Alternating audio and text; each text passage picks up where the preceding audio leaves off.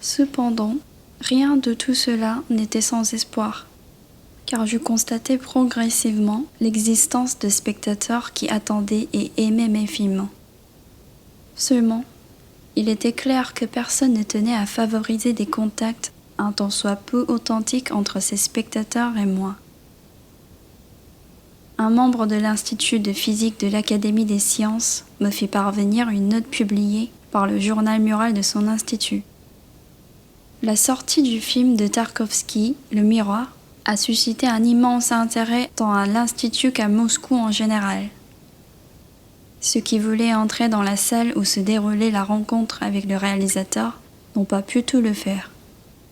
Et l'auteur de ces lignes a malheureusement été du nombre des exclus. Il est difficile de comprendre comment Tarkovsky, avec les seuls moyens du cinéma, a réussi à réaliser une œuvre d'une portée philosophique aussi profonde. Habitué à un cinéma qui a une histoire, une action, des personnages et un happy end, le spectateur les recherche également dans ce film. Mais ne les y trouvant pas, il peut s'en aller déçu. De quoi parle le film ? De l'homme. Non celui dont on entend la voix en off, celle d'Innocentis Smoktunovsky, mais de toi, de ton père, de ton grand-père et de l'homme qui vivra après toi, mais qui sera toujours toi. Il s'agit de l'homme sur la terre, de l'homme comme une partie de la terre, et de la terre comme une partie de l'homme. De l'homme qui aura à répondre de sa vie devant le passé et devant l'avenir. Ce film, il faut tout simplement le regarder et y écouter comme la musique de Bach et les poèmes d'Arseny Tarkovsky. Il faut le regarder comme on regarde les étoiles, la mer, ou comme on admire un paysage. C'est que la logique mathématique n'y trouve pas sa place. Elle ne nous expliquera pas ce qu'est l'homme et quel est le sens de sa vie.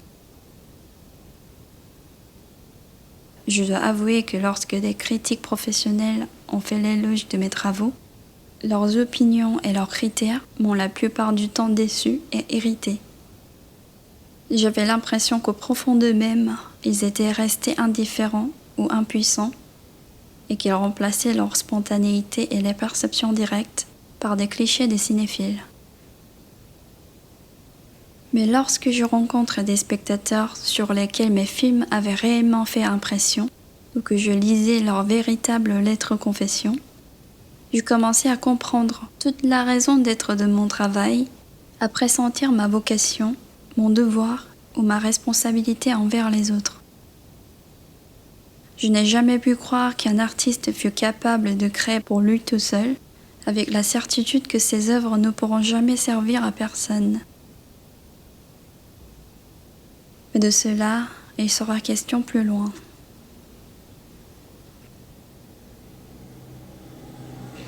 Une femme m'a écrit de Gorky. Merci pour le miroir. Mon enfance a été aussi comme celle que vous nous montrez. Mais comment l'avez-vous su ? Il y avait le même vent, le même orage, le même Galia, mais le chat dehors de ma grand-mère.